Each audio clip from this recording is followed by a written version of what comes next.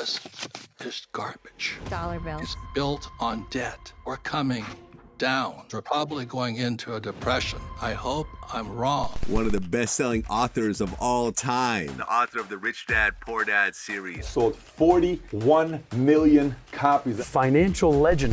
One guy says live debt-free. I'm going, are you crazy? I'm $1 billion in debt. I don't live debt-free. I don't use my own money. I don't need money. But it took me a long time to train my brain to think that way. This is how the financial system was set up to rip us off. Most people go to school to get a job. They're working for earned income. But guess who pays the highest taxes?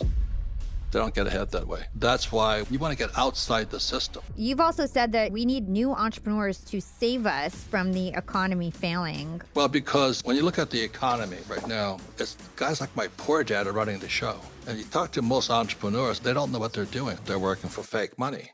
And I hate to tell you this, it comes to an end.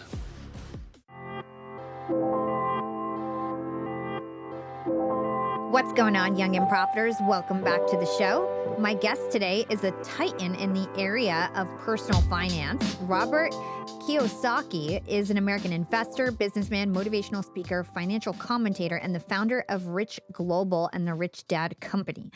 He's also the author of several books, including the global bestseller, Rich Dad, Poor Dad, and he's the host of the Rich Dad Radio Show podcast.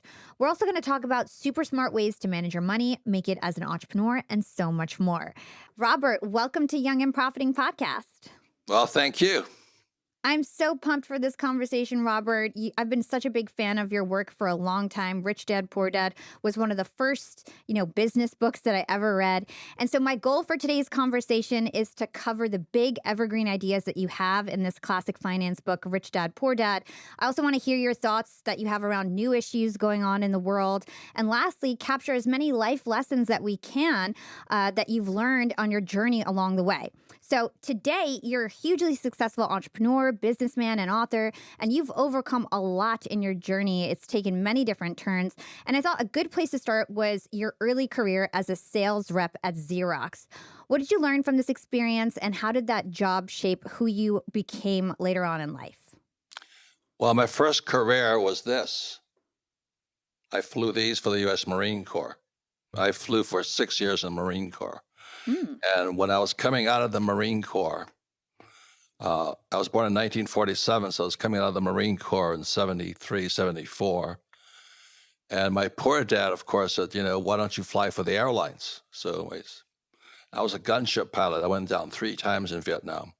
All my crew came back. So that was my most important job as a Marine lieutenant, is bring my men home alive. So my poor dad says, go fly for the airlines, go back to school, get your PhD. And I said, I'll wind up like him, an employee working for money. But in the meantime, I studied with my rich dad since I was 10. Rich dad was my best friend's father. And so the story of Rich Dad, Poor Dad is what 2 fathers tell their sons, my best friend's father, about money. And we don't teach money at school. Mm-hmm. And they're completely opposite. My poor dad always says, work hard for money. And my rich dad says, you don't work for money. So the reason I got a job at Xerox was not because I like Xerox and I wasn't looking for a career. I need sales skills. And then when I find an entrepreneur who doesn't have any money, the main reason is they can't sell. Mm-hmm. And it's because sales equals income. If you ever see...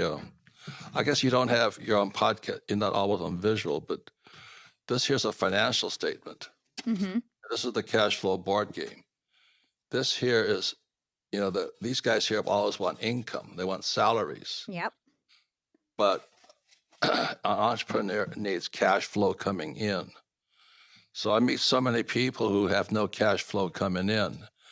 And they say stupid things to me. I mean, I can't believe how stupid they are. They say, I'm a millionaire. I said, well, how are you a millionaire? Well, my net worth is a millionaire. Well, net worth is not a millionaire. I make $1 million a month. That's a millionaire. So when you can make $1 million a month without working, you're a millionaire. That's what Elon Musk does. That's what Donald Trump does. And so that's a whole different educational mindset. And that's what I set out to teach when I wrote Rich Dad, Poor Dad 25 years ago. what actual lessons in sales did you learn? You said you wanted to learn sales experience. I totally agree that when it comes to entrepreneurship, sales is by far the number one skill that you can have. What did you learn at that job? How to sell, What else? Like, how to handle rejection. mm, There was a big sign on our wall. This is in Honolulu. Salesmanship begins when the customer says no. So years later, when I met my wife, Kim, I mean, she turned me down for 6 months.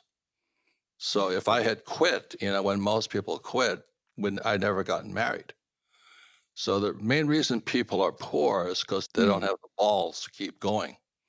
So salesmanship, and then my best friend and I met at Xerox, and I think that's one of the keys to becoming rich is who your friends are. mm, And my best friend and I, we pushed each other and all this, so we became millionaires together, and we became billionaires together. mm. So that's the power of friendship. Yeah. And if you have wimpy friends, I think you're screwed. I couldn't agree more. I mean, I have a business now. I've got a company that has 50 employees. We make, several $1,000,000 a year. And I'd run it with my two closest friends who originally I met them through work, but they're my close friends. And to your point, if you've got really smart people pushing you, you can go really far. But if you're hanging out with losers, you're going to end up being more like a loser. Right. Well, congratulations on your success. Thank you. Okay. So you had a business in your early 20s that I think you were just kind of alluding to that you started with your friend. Can you talk to us about the first business that you had, real business that started making real money? Oh, the wallet one was a start. It was a nylon wallet business, and we went broke. We came back up, and it became the number one product in sporting goods. Mm. So failures. This is the biggest thing I hated about school because I flunked out of school. I hated school. Didn't like my school teachers. I wouldn't have them as business partners, that's for sure. But they want job security. Job security is a different person. But when we went down, it was the best thing that happened to me because we just came back up. We fought back up. We redesigned our product lines and all this. And we became the number one product in sporting goods. So Yeah. that's the lesson is, before you can walk, you got to fall down a couple of times. So a baby Yes. learns to walk by falling down. And our schools teach us that if you fall down, you're stupid. And I meet so many unsuccessful people. They're so afraid of falling down, they never become successful. Yeah, you've got this awesome quote about failure. You say, in school, we learn that mistakes are bad and we're punished for making them. Yet, if you look at the way humans are designed to learn, we learn by making mistakes. We learn by walking. We learn to walk by falling down. If we never fall down, we would never walk. So, Congratulations, you read my book. You're very good. of course, I read your book. We've got to prepare. Okay, so Well, let's. match to something else. You see this aircraft here? Yes, he's carrying his The reason helicopter. I flew this aircraft in Vietnam, our life expectancy was 30 days. Oh, wow. And this is the lesson I when I have the time I talk to people about is the more dangerous the mission, the more skillful you've got to become. Mm. So when I meet a person, especially men, who is so afraid of making mistakes, they're not going to make it. I mean, they'll make it. They'll become a doctor or a lawyer or an accountant or something.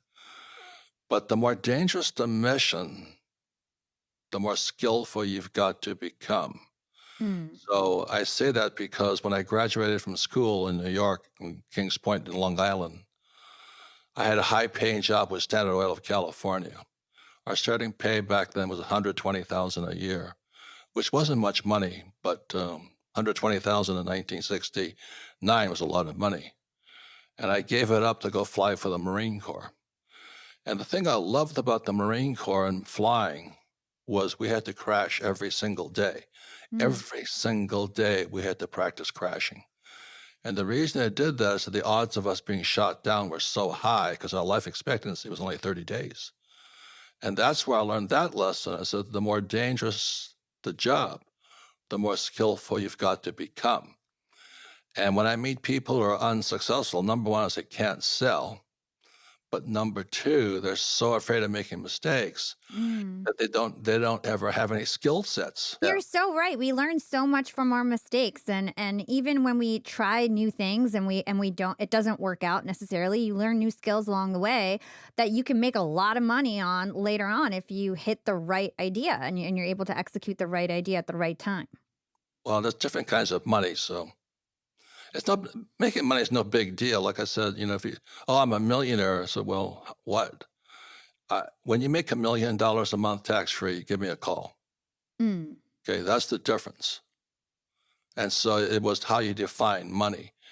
And the problem with schools, they don't tell you there's three types of money. Young and profiters, you want to know a game that nobody wins? The waiting game. And when it comes to hiring, you simply cannot afford to wait. We need to find great talent and fast. And that's why when you're hiring, you need Indeed. Indeed is your all-in-one hiring platform where you can attract, interview, and hire all from the same place.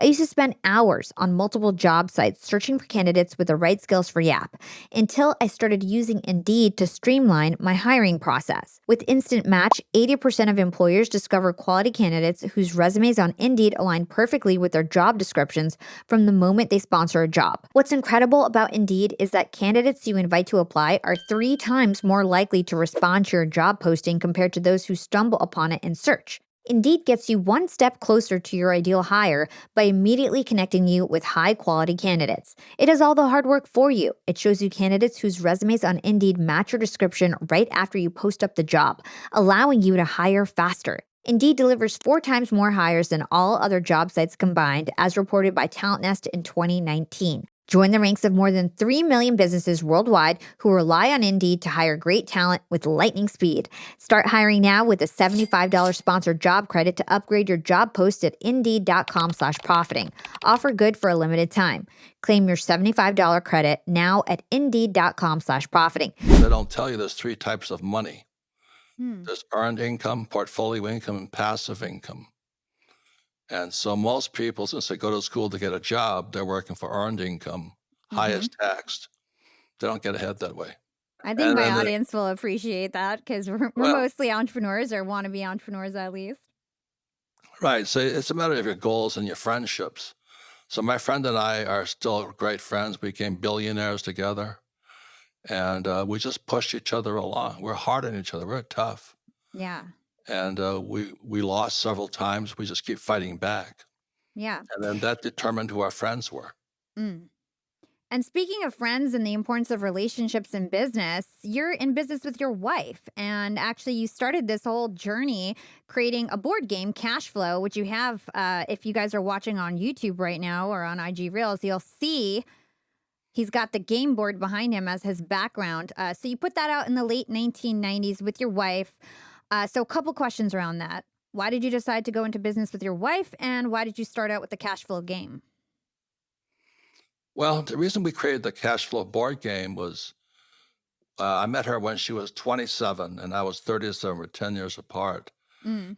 And and we were 10 years later, we were retired. We didn't have to work anymore. And people kept asking us, how'd you do it? How'd you do it? How'd you do it? Because everybody, they invest in the stock. They're in the stock market. And okay, you can make a lot of money in the stock market. Warren Buffett made a lot of money in the stock market. But I'm an entrepreneur. I don't like stocks. I don't like bonds. I don't like mutual funds. I don't like ETFs. So we couldn't explain how we did it. We couldn't explain how we retired in 10 years. So the board game was what? So at the end of 10 years, she and I created the board game to teach people about it. And this is the financial statement here. Mm. And this is your report card when you leave school. But most people think the report card is a grade point average. It's not. That's the biggest. That's why A students work for C students, because I'm a C student. Exactly. But this here is your financial statement. This is what your banker wants to see. So we created the Cashflow board game after we had retired. And the thing I don't trust about YouTube is a lot of those guys are liars. I mean, I listen to a lot of these people on there. I won't mention names because I get into a lot of trouble. But they say things that make absolutely no sense. Like this one guy, he's a real estate guy, he says, buy a $25 million property to start with no money. I'm going, are you crazy? Mm. I mean, he might have done it, but I wouldn't recommend it. I don't recommend investments, by the way. I build my own assets. Mm. The other guy is Dave Ramsey, and he says live debt free. And Dave's a good friend of mine. I don't live debt free. I'm $1 billion in debt. Mm. So there's millions of ways you can get rich, but you've got to find the right teacher, the right partners, the right education. And let me say it again: is the more dangerous the mission, the better you've got to be. Mm. So a lot of it, I'm not saying take huge risks, but I'm saying better know thyself. So I know myself fairly well, and I thank the U.S. Marine Corps because, like I said, every single day I'm flying these things in Vietnam. Went down 3 times, and if I hadn't practiced crashing every single day in flight school, I'd be dead. Well, it's like to your point, you don't build the character because you didn't go through hard experiences, so you don't know how to Amen, deal. Hala. Amen. God bless Yeah. you. Sam, Yeah, you're the you best. don't learn when you have rejection and failure, you kind of just approach things because I've had so much rejection in my life. I was a failed entrepreneur several times. I started being an entrepreneur straight out of college. I also failed out of school Congratulations. and all the, Congratulations. and so then it's just like I had nothing to lose. So I was just willing to take risks and try things and learn and work for free and do whatever I could to gain the skills that I needed to now be the podcast princess and dominate my industry, right? So I'm with you in terms of you've got to really fail and be brave, I guess. Be No, willing to take what I those find mistakes. refreshing is you're not afraid to saying you failed. Yeah. I've met so many people who don't talk about their failures. And I don't I was also court-martialed twice as a Marine. And I'm Mm. going, and I was stationed on an aircraft carrier in Vietnam. And the saddest days of our lives is when your friends don't come back. All the planes return and your friend's aircraft doesn't return and the crew dies out there. So you get to be very close to your guys who survive. So I got court-martialed twice, and I got kicked out as a Marine lieutenant. And my best friend went out as a Marine lieutenant general, 3 stars. And he and I would laugh all the time, because we take the same risks, we do the same stupid things. And I said, Jack, how come you're a general and I'm a lieutenant? And he says, because you get caught and I don't. And we're still the best of friends, I mean, if I could leave that one message is your friends are your key. One of the things that I learned about you that I didn't know before I started researching you for this show is that you don't have any kids. So why did you decide not to have kids, even with you being so successful? What was the logic behind that? Well, let me tell you the story about Kim again. I mean, I was a rugby player. Rugby players are drunks and we have a good time. We're not soccer players. Soccer players are different than rugby players. And rugby players always make fun of soccer players and all that stuff. But anyway, and I was playing in Hawaii. I had my little business. I was on nylon. I was also in rock and roll. I don't know if you know that. I worked with Duran Duran, The Police, Van Halen, Boy George. I didn't know, no. And so entrepreneurs have a lot of professions, should we say. And so I saw Kim one day. And I was hot after her. And all my rugby friends said, she'll never go out with you. You're ugly, you're fat, you're not rich. She only goes out with rich, good-looking guys. So I kept asking her out. So that's why I say salesmanship begins when the customer says no. She said no for 6 months. Just no. And I kept asking and all this stuff. And so we finally said yes. And then what turned her on, Hala, was that I didn't want job security. It was interesting. I found that very interesting about her. She goes, I said, well, it's kind of this adventure I'm on. I want to find out how far I can go with nothing. And she said, and one day I said, I'm leaving Hawaii. I'm going to leave to California, San Diego specifically. And I'm going to teach. I'm going to teach entrepreneurship. And Kim says, I'll go with you. I went, holy mackerel. And that's when we fell in love. After 6 months, she just wanted some guy with some testicles. I mean, she was so sick and tired of having these rich guys hit on her and, let's fly to Maui and let's go out for dinner and all this stuff. So that was a big lesson for her. She says, And then as we got more and more serious, and we were homeless and all that stuff, she loved it. She was a real entrepreneur. Kim's a real entrepreneur, real tough woman. And we fell in love and all this. And one of the things was, well, we're going to have kids. And I said, do you want children? She goes, no.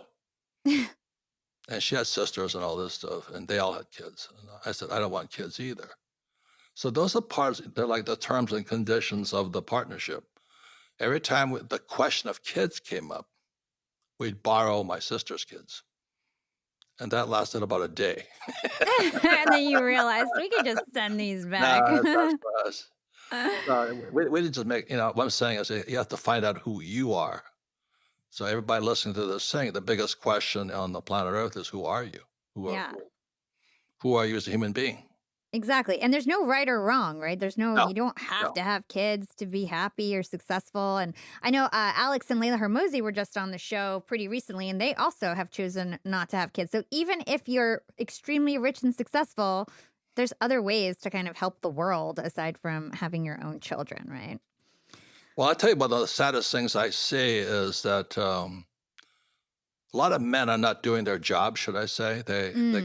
They knock women up and they leave them and all this. I meet so many single moms. And these guys are just, have sex and have kids and desert the women. And I feel if they're boys, I feel for them because they grew up without a father.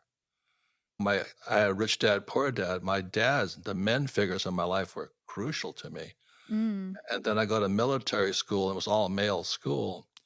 And the Marine Corps is definitely male energy. But I see so many young boys today. You know that guy, Sam Bankman-Fried? He was the crypto guy, the biggest Ponzi scheme ever. Yep. He has his mushroom haircut.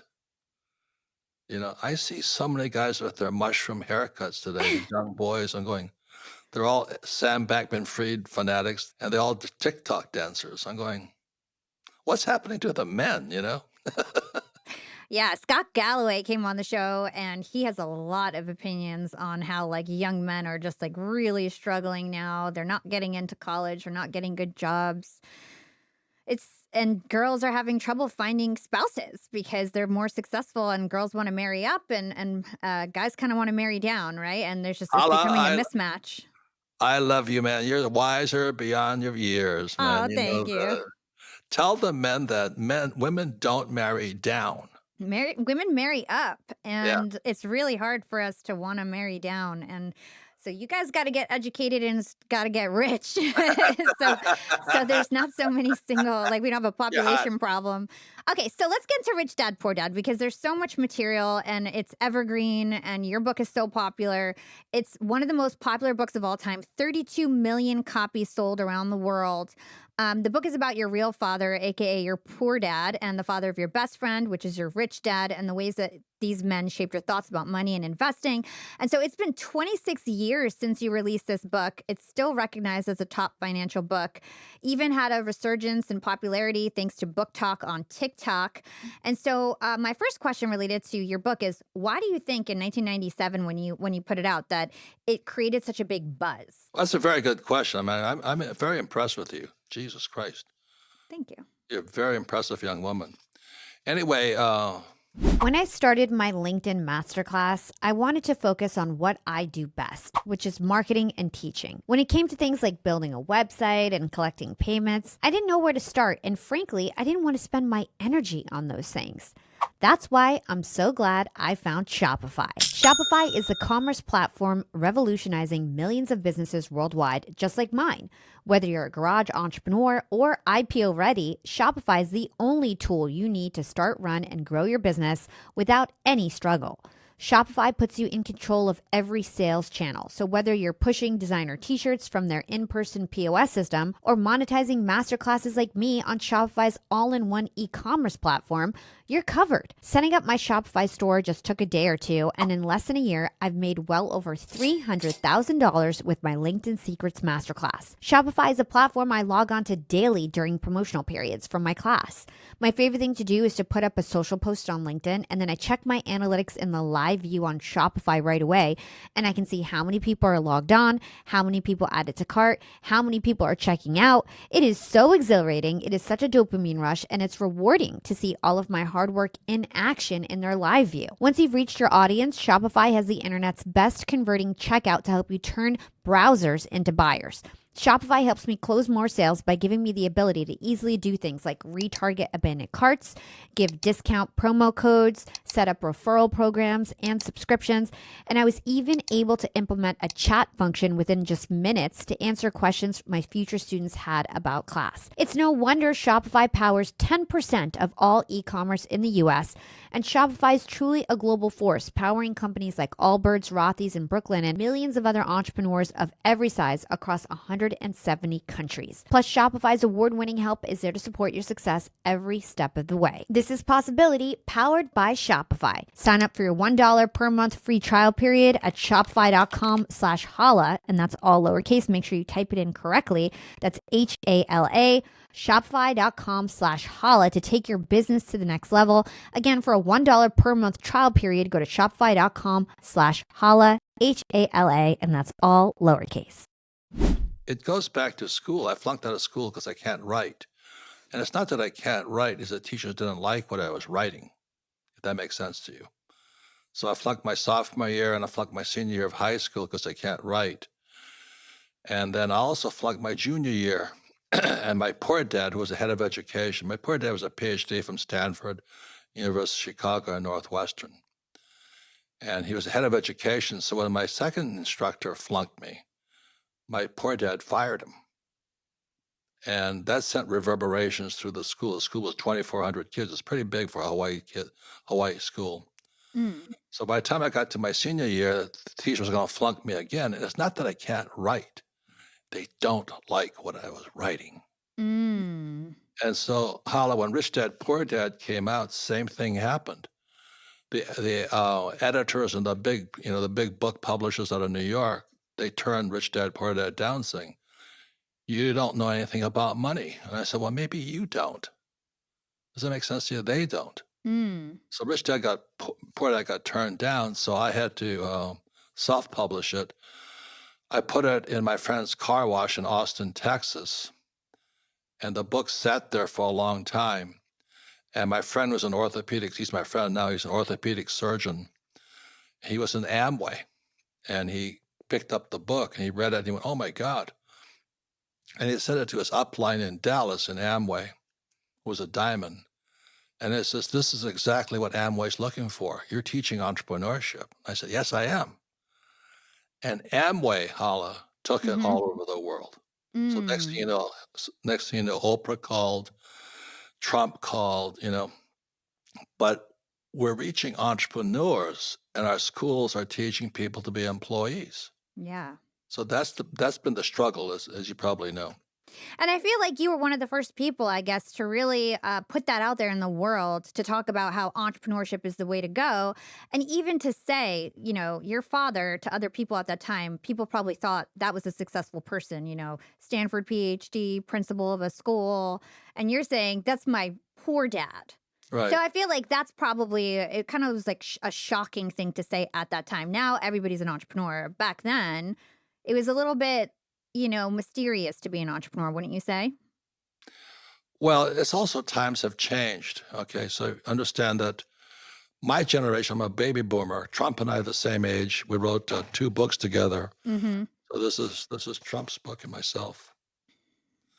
And the baby boom generation's in trouble. And the reason for that, we had it too easy. So we came in after World War II, 1944. The U.S. dollar became the reserve currency of the world. And it was really easy for Americans, for American boomers. And then in 1971, Nixon took the dollar off the gold standard. So this here is real gold. This is real money. And this here is toilet paper. He's carrying a dollar bill and a gold coin. Yeah, and people are taught to work for fake money. And what's happening today, as you may or may not know, America's bankrupt today. Because after Nixon came to office, they printed trillions of these fake dollars. We can't pay it off anymore. America's bankrupt. So your generation kind of knows that. That's why you guys created Bitcoin and all that, because our money's bad. So it's not only is education bad, is I call them the Three Stooges. You know, the Three Stooges. One Stooge is in the White House. His name is Biden. The second Stooge is the Treasury Secretary. His name is Yellen. And the third Stooge is Powell. He's the secretary of he's the treasurer, the head of the Federal Reserve Bank. And these three stooges are driving us bankrupt. But there was a stooge before that, this guy named Bernanke, who was from your part of the world, New Jersey, Princeton and all that. He got a Nobel Prize for bankrupting America. And that's what happens when you have professors like my poor dad running the economy. That's the problem. So that's why in 1965 I had to read this book here. It's called The Communist Manifesto. I went to military school in New York, so my economics teacher had us read The Communist Manifesto. And what most people don't realize is school teachers are Marxists. They're not bad people. They just have different values, if you know what I mean. So like my poor dad believed in taxing the rich. So this is what Marx said. A heavy or progressive income tax is necessary for the spread of communism. So guys like Trump and me, we don't pay tax. But the Marxists want us to pay tax. The other thing that Marxists believe in are labor unions. My poor dad was head of the NEA, National Education Association. Forge magazine calls the NEA National Extortion Association. So most school teachers are Marxists. They just don't know it. Not bad people. They're just different values. Totally. Let's talk about the fact that you started off not as a good writer. You just alluded to that you were kind of like flunking out of school. People said that you weren't a good writer. And I think this is a really huge lesson from my young and profiters. So you look at Robert, one of the most famous authors in the world, but this is his peak, right? It's not his starting point. He had multiple failures, multiple businesses. He had a wife, all these relationships that he talked about, all these skills that he's acquired over the years. So talk to us about how or why you think you were able to transform writing, which you weren't necessarily great as a student, to then becoming one of the most famous authors in the world. Why do you think you were able to kind of bridge that gap? Well, it's called what the market wanted. In other words, look, this here, nothing I learned from my rich dad, okay? ESBI. My books don't sell to employees. It's a wrong market. My books don't sell to doctors and lawyers. S's. Wrong market. So the market will tell you what they want. And so if you don't give the market what it wants, the market doesn't buy it. So my job as an entrepreneur is then to find the market. So like a lot of people talk about the Fed, Chairman Powell and Yellen, the Treasury, and Biden, but really nothing to do with what the Fed does is what's the market doing. So right now the market's going to crash probably in March of next year, 2024, because the market's going to churn up the world. The market determines everything, not some academic sitting at the Fed. And so as an entrepreneur, I'm always like, what does this market want? So when I wrote Rich Dad, Poor Dad, I knew I was going to have trouble because I'm writing for, most college professors are employees. They want job security. My books, they hate my books. And the doctors and lawyers, the A students, they hate my books. But my books over here is why A students work for C students. They love my books. So you've got to know who your customer is, who's your target market. And so that's why I tell the story of Rich Dad, Poor Dad sitting in a car wash in Austin, Texas. And this PhD, this orthopedic surgeon, really smart guy, Tom Burns, he says, Tom Burns was over here. Doctor, smart guy. He says, I want to come over here. So when he found my book, Rich Dad, Poor Dad, he says, that's what I'm looking for. And then he sent it to his upline in Amway, a diamond, Bill Galvin. And the book took off because I started reaching these guys here. So that was 20-something years ago. And only now is it seeping across to here. So only now are E's and S's kind of waking up saying, oh my God, the economy is in bad shape. Yeah. But I knew the economy was going to be in bad shape because I was student of Dr. R. Buckminster Fuller, guy who created the geodesic dome and all that. And he basically said what we all know today, our banks are ripping us off.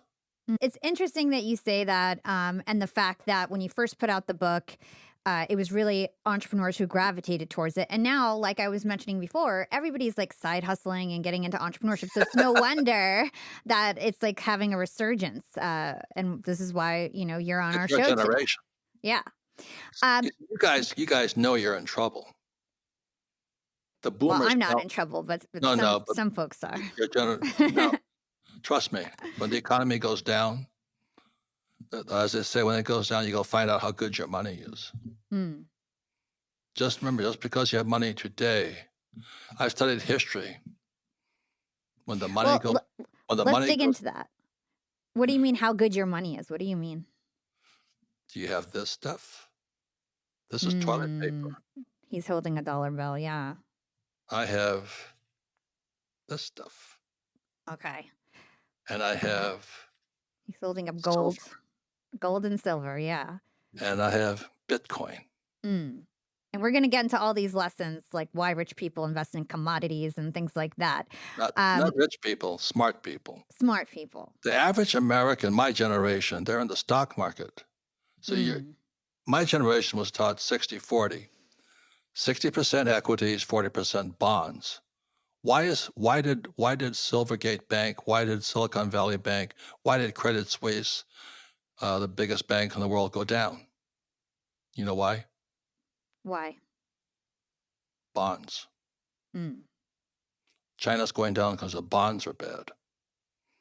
You see, and that's what I caution people like you, just because you're making money today, what kind of money are you making? Mm. Or where am I putting that money to keep it, I guess? No, if you're holding toilet paper, you're in serious trouble. Mm.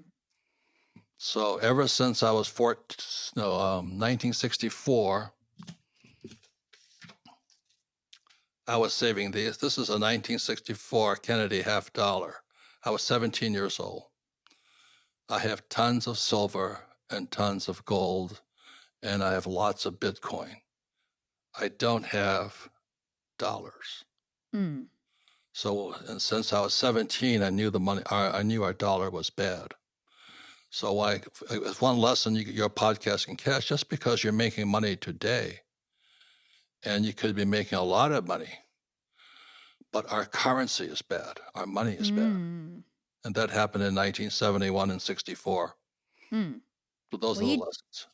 Well, you definitely have my wheels turning and me thinking about, most of my money's in stocks and things like that. So I definitely have to look at gold, and I want to talk to you about that later on.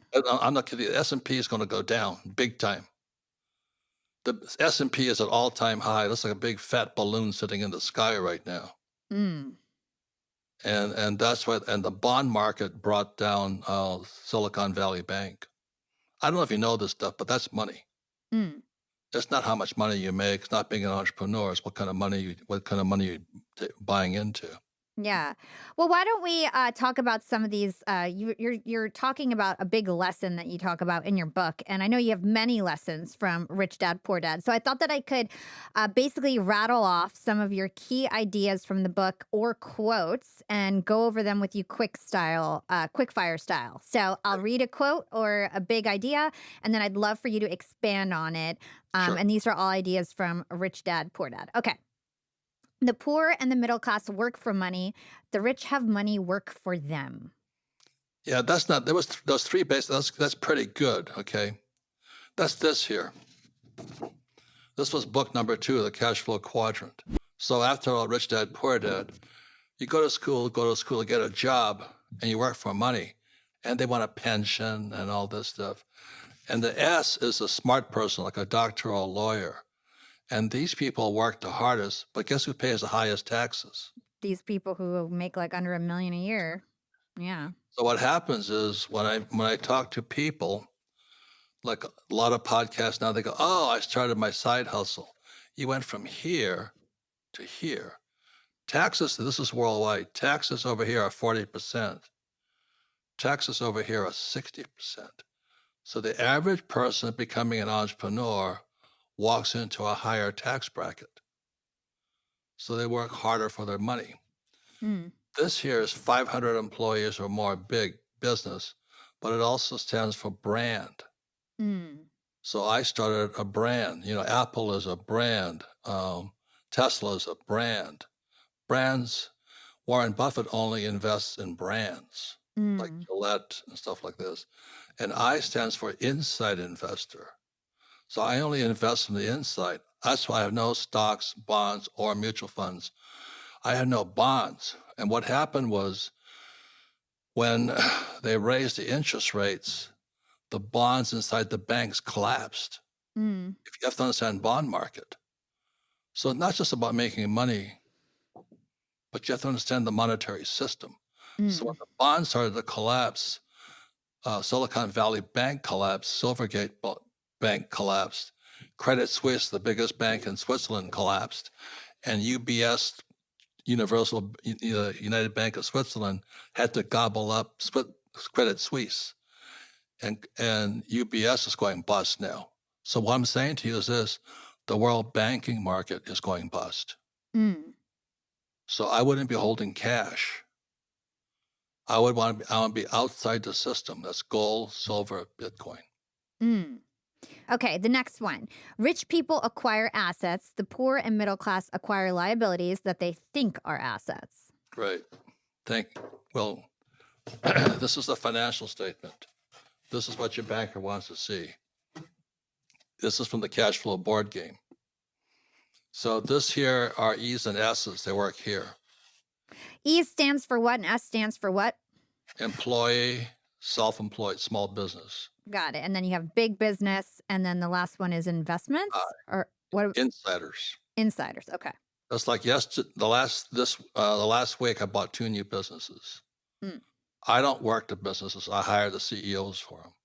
Mm. Okay. I only invest in the inside. Got it. Okay. Okay. I don't want the stock. I don't want the bond. I have stocks and bonds, but they're my companies. Mm-hmm. I took a company public last July. It's a gold mine in Utah, biggest gold mine in America. Mm. So I took it public, and that's why I have stock for that. But I still own the mine. Mm. But I practiced a long time to do it. Anyway, so these are capitalists over here. These are the working class here. So what my poor dad taught me was to work here. This is my rich dad. My rich dad was here. This was poor dad here. Go to school, get a job, pay taxes. I don't pay taxes. I have assets. Okay. Got it. Okay. So what kind of, just to kind of piggyback on that question, make sure my listeners understand, what are the liabilities that the poor and middle class acquire that they think are assets? Like, what are the mistakes that they make? Are you just saying like bonds and stocks, stay away? Is that what is that the lesson right there? Yes. The biggest liability, the biggest you guys have is student loan debt. Mm. So today, the biggest asset of America are student loan debts. Mm. So we took your generation and put them in debt so America could stay afloat. So your generation's in serious trouble because of student loan debt. And your college degree is not an asset, it's a liability. One more quote here. Most people use their budget as a plan to become poor or middle class rather than to become rich. My budget is a plan to become rich. You have to make a surplus and expense. Well, there's a lot of it, but this is what you spend. Your biggest asset you have is your time. Mm. And we basically have the same, we're equal 24 hours a day. And the question is, what do you do with your time? So that's what I was saying to you. When I came out of the Marine Corps, I was a very good pilot. I could have flown for the airlines, but I'd be here. Mm. I didn't want to be there. So how did I get over here? So my time was spent making the transition. And like I said, most of the people on your screen have already checked out. Oh, I'd rather just be a small business guy, a little side hustle. But you pay 60% in tax. Well, let me ask you this, because I actually think this is a really important question. I didn't study about the quadrant, so I don't know much about it. That's why I keep asking follow-up questions about it. So you've got this S quadrant and the B quadrant. S is like doctors, lawyers, small business owners. Right now you're an S. Right now, I'm an S. I do think I built a brand, but I am an S. How do I then make the transition to be big business? Like, what are the steps that I would take to go from small business owner to that next level, which is a Well, big another business with a question, what did brand? Elon Musk do? What did Steve Jobs do? What did Thomas Edison do? Okay, so that's what I studied those guys. Musk is one of the smartest guys I've ever seen, man. Mm, Boy, oh boys. And Jobs was my generation. Those mm, guys are B's and I's. On the I side is, people talk about Buffett a lot. He's over here. mm, So it's a matter of studying the people you respect and figure out how they did it. mm. So that's the third book. I hate to keep selling books on you, but the third book is Rich Dad's Guide to Investing. And in the third book is what it takes to come over here. Yeah. So it's constant study. And I hate to say this, but most people are already checked out. Yeah. I don't know about my listeners though. They're, probably all of us are in this S bucket looking to try to figure out how to become a B and an I, right? So don't feel shy about giving us any direction because I think we'll take your advice. Well, Tala, the reason I tell you guys have checked out, because it'll piss you off and you'll check back in. It's called reverse psychology. If I call most of you are wimps and you won't make it, it pisses enough people off that they'll come firing back on me. Yeah, I'm going to prove Robert wrong. Yeah, but a real wimp will say, "Yeah, he's right. I am a wimp." I should get my mushroom haircut and be a TikTok dancer. Yeah. So you just mentioned that you think the economy is going to crash next year. I think you said It's March. crashing right now. Yeah. You've also said that we need new entrepreneurs to save us from the economy failing. Why do you believe that? Why do you think it's important that we've got some new entrepreneurs stepping up in the world? Well, because it's when you look at the economy right now, it's guys like my poor dad are running the show. Hmm. PhDs. PhD stands for poor, helpless, desperate. We're going down. Do you mean like they're just academics? They have no idea like how to run a business or make money? Is that your okay? Yeah. Got it. Yeah. And also is that it's how they're rich people, don't get me wrong, but it's how you make your money. If you ran the Fed, you'd run it differently than Powell would, because you've had to work on your own. Does that make sense? You come from a different mindset. Yeah. So you'd actually be a better Fed chairman than him. Yeah. Because you come from experience. Mm-hmm. And speaking about being a successful entrepreneur, you also talk about how money emerges from good ideas that are executed well. Sometimes. Can you tell us about that? Like, what makes a good entrepreneur in your opinion? What makes a good business? What makes a good entrepreneur? What do you need? Well, that's the third book. It's over here. These are entrepreneurs. He's pointing to B&I, big business brands, and insider. I build brands, starting another brand. I'm constantly starting businesses and invest. Like last week, I invested in 2 big businesses. I'm an insider. Okay. And I don't use my own money. I don't need money. So I know some people, I gotta have money, but I don't need money. But it took me a long time to get there. You got to train your brain to think that way. Yeah.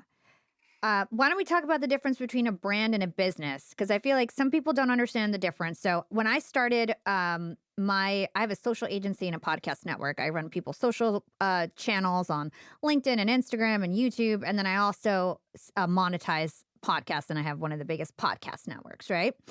When I first started, I had built this big brand around me being a social media influencer and starting my company Yap Media.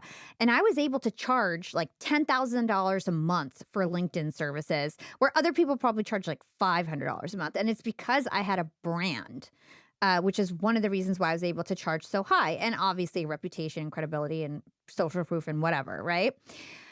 I guess what would you say is the difference between just a business and a brand? You can't go public. If you're not a brand, if you can't go public, you're not a brand. Hala, you make a lot of money as an S. Yes. My brand sells without me. I don't have to work. So I started another company yesterday or last week. I'm developing it into a brand, but I don't have to be there. So if you can take yourself out of your business, now you've created a brand. It's like Tesla or Google Mm. or Apple or General Electric. That was Edison. Just study brand. There's a book called Branding by Charlton Rees. I study constantly. So I knew I didn't want to be a high-paid S because I guarantee you I don't pay any taxes, and you pay a lot of taxes. I do. Sure. I pay way too many taxes right now. I know that for a fact. I need to move to a different state, and I need to figure that out. No, but you're asking the right question because your mind. I think your mind is. I'm punching you in the head right now, going brand, brand, brand. Right now you're an S, S, S. Only S's have clients. If you have clients, you're not a brand. I don't have clients. I don't work. I have a company that works for me. I have employees. I have all of these people here all over the world. Kings Point, the school I went to on Long Island, not too far from where you are, is supply chain. I build supply chains. So my products go all over the world. I don't go around the world. Yeah. It's a different mindset. All of your people listening right now, they're going, I have a side hustle. I got this gig going. I got my podcast going. I'm a TikTok dancer. You know, even your title is Young and Profiting. That's not a brand. Okay. The positioning statement. So the Catholic Church is a brand. And I'll say it again. Buffett invests in brands. Buffett won't invest in your company. Wall Street invests in brands. Wall Street won't invest in your business. So when you think about that, then the pieces start to come in. But I had to read the stories of Thomas Edison and Steve Jobs. But those guys create brands. And when you hit brands, and you will hit it, but right now you got a couple of pieces missing. I still have clients, so like you're right with that. I still have some clients and things like that. But I will try to figure out how I can become more of a brand and more of an insider. Because to your point, it's book 3. Yeah. Okay, there's book 2 called the Cashflow Quadrant, which is this here. And maybe we'll have you back on after I read that book so I can teach everyone about this here is BNI. You have to get to this side. You're over here. Yeah. You can make a lot of money here, but it doesn't the same as making money here. Yeah. Let's talk about some of your more, things that you've been talking about in recent years. You mentioned before gold and silver. Why are you such a big proponent of gold and silver? Because this is toilet paper. This went fake. He's carrying $1.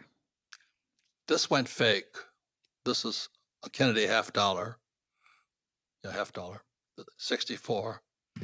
This went fake in 71. See, what happened when they went to this in 71, then it went to Treasury bonds, T-bills and T-bonds. Do you know what the IRA is? Inflation Reduction Act. That was Biden again. They're raising interest rates to kill America. And when the socialists take over, we'll be communists. They want social programs and all this stuff. And they're bankrupting America right now. So I'm a U.S. Marine. I went to military school. That's what we studied. And so I knew that's why I said I read this book at the academy here. Yeah. Everybody should read this book. I'm saying our banking system's collapsing. I hope it doesn't. But if they keep doing what they're going to do, there's going to be runs on the banks. You're holding on to this stuff. Dollars. You know what they're going to, what happened during 2008 with this stuff? There are a thing called bail-ins, not bail-outs. They're going to take your dollars in the bank and they're going to turn it into bank shares. That's a bail in. I'm giving you macroeconomics right now. Yeah. So that's why back in 64, this went fake. And in 71, this went fake.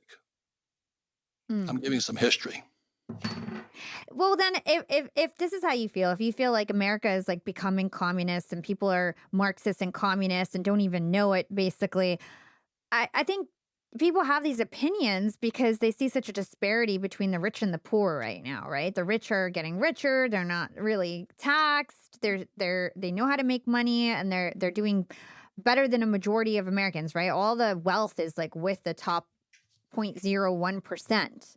And then everybody else is sort of left in the dust. So then how do you feel, like, what's your perspective on that then? Or what's your, like, do you not believe in any sort of social programs or helping people who just, didn't have the same opportunities? He's shaking his head. No. You can teach a man to fish, or you can give a man a fish. You're not the type of person that wants to be given fish, Hala. You teach a man to fish, you feed him for a lifetime, or a woman. You give a person a fish, you feed him for a day. And 60% Americans believe in giving people fish.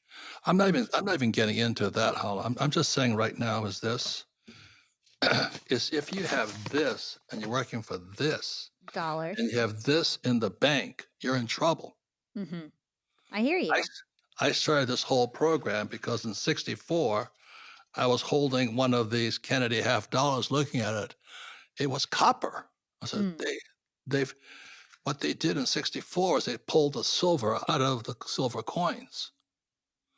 And then what happened in 71, Nixon pulled the gold out of the dollar. Today, America is the biggest debtor nation in history. Hala, we're going bankrupt. We are bankrupt right now. We have a few more months left. So the object is, I'm not trying to save anybody. If anybody's listening, I'd buy some of these silver coins right now. They're about $35. They used to be $50. So I would go to real money as fast as I can, either real gold, this is real silver, real gold, or Bitcoin. Get out of this stuff here. Yeah. So talk to us about that cryptocurrency. You mentioned Bitcoin. Why do you feel that's safer than dollars right now? I study like crazy. I'm not kidding you. I hang out with very smart guys. Like I said, your number one asset are your friends. Who are your friends? This is the question I ask people. Are your friends E's, S's, B's, or I's? That's where you start. How about your father? E, S, B, or I? Your sister, E, S, B, or I? Everyone is an S for me. And it's going to affect the way you think. I hang out with people your generation who can explain Bitcoin to me. So I don't have an ego where I say, well, the person's, I'm older, so I can't learn. I can learn from somebody who knows more than me.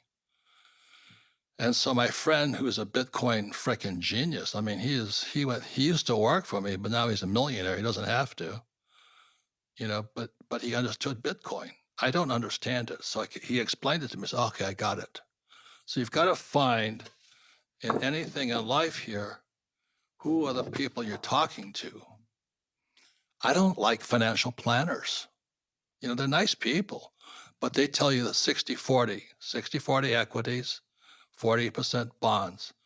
60-40 is going to bankrupt people this year, not next year. This here is the book I wrote here, Who Stole My Pension? If I had gone and become an airline pilot like my friends did, they lost their pensions. They flew for United Airlines. United Airlines stole their pensions. It's going to happen to every police officer, firefighter, school teacher. Their pensions have been stolen. They don't know it yet, though. It's coming out in the wash. So I'm warning people now, oh, you know what you're talking about. So, okay. But my friends who went to fly for United Airlines, they lost their pensions already. Okay, I'm just warning people. I wish I could say, hey, guess what? the Easter Bunny is coming to town. We're going to get up around the place. We're going to hug and kiss, and I'll be happy. We touched on a lot of things. One thing you didn't really talk about is real estate. How do you feel about real estate right now? Is it something Going to crash. Okay. Because interest rates are going up. It depends upon what your interest rate was when you bought the thing. Now, the good news is when markets crash is when you get rich. So I say what's going to crash. Everybody goes, oh, it's bad news. No, it's good news. Buy cheap. But right now, the biggest thing is consumer credit and then corporate credit. I'm doing my very best to tell you something. Okay. This is garbage. Okay. Dollar bills. It's built on debt. We're coming down. We're probably going into a depression. I hope I'm wrong. You've got to get away from this stuff here. So, I'm making millions today. I've saved millions of dollars. But back, throughout history, these things have disappeared like that. Yeah. It's like we're just about to go over the falls right now. And you want to talk about more of this stuff here. I'm warning you. I'm warning you. I'm warning you. At least get to some silver. It's only $35. This thing is $2,200. Let's say I need cash. I walk down to my gold dealer. He gives me $2,200 for that the same day. It's liquid. It's good as cash today. But when I bought this thing, it was only $50. Today it's worth $2,200. Think about that. Think about that. But let me ask you this. Why do you think gold and silver will keep its value? I know that it's actually valuable, right? It's a precious metal. But why is it that it keeps its value more than dollars? That's a really good question because it's real. Gold is God's money. Silver is God's money. Bitcoin is people's money. Most of your listeners, if they're male, are into Bitcoin. Yeah. You want to get outside the system. You don't want to be inside the financial system. The whole financial system was set up to rip us off. Well, Robert, like I mentioned, it's been such a great conversation. I end my show with 2 questions that I ask all my guests, and then we do something fun with them at the end of the year. So the first question is, what is one actionable thing our young and profiters can do today to become more profitable tomorrow? Find out where is your local gold and silver dealer. And a gold and silver dealer, they have to know what they're doing. A lot of crooks out there. So I bought my first gold coin. It was $50. I still have it. It's now worth $2,200. Did the gold coin get any more valuable, or did the dollar get less valuable? And I hate to tell you this, March 2024, it comes to an end. My generation is toast because all we have are 401ks. Okay, last question. What is your secret to profiting in life? And this is a metaphor, so beyond financial and business, how do you suggest that we live our most successful, profiting lives? Be generous. Like you're generous in sharing what you know. I'm generous in sharing what I know. But also the biggest thing is be careful who you listen to. I flunked out of Sunday school also. I wasn't very good, My mom and dad tried to get me to become a good Christian. I couldn't handle it. But I learned one big thing. I was at Sunday school. I was 7 years old. And the Sunday school teacher was a young woman. She says, why were the 3 wise men wise? I raised my hand, and she says, why? I said, because they were rich. I'm like 7 years old. And she goes, no. Why do you say they're rich? I said, well, they're gold, frankincense, and myrrh. I said, they had to be rich. She goes, no. I said, so what's the answer? She said, why are the 3 wise men wise? And she said her answer was because they sought the best teacher. So I was 7 years old at that time. When I was 10 years old, I knew my old man, poor dad, was poor. He was never going to make it. He wanted me to get a PhD and all that other stuff, So I went to seek the next teacher, and that was Rich Dad. And today I still seek the wisest teachers. That's my lesson. Love that. What a great way to end the show and kind of just wrap everything up. Thank you so much for joining us on Young and Profiting Podcast. Where can everybody learn more about you and everything that you do? richdad.com. I would get the board game, play it 10 times. It'll change your brain. Because Cashflow. most people are wired to think like E's and S's. That'll change your thinking to B's and I's. That's where it starts. Well, I know that I've got some more reading to do. I've got to read some of your more recent books that you've been talking about. Thank you so much, Robert, for joining us on the show. Thank you. Keep up the good work. You're very strong and tough. Very good. Thank you.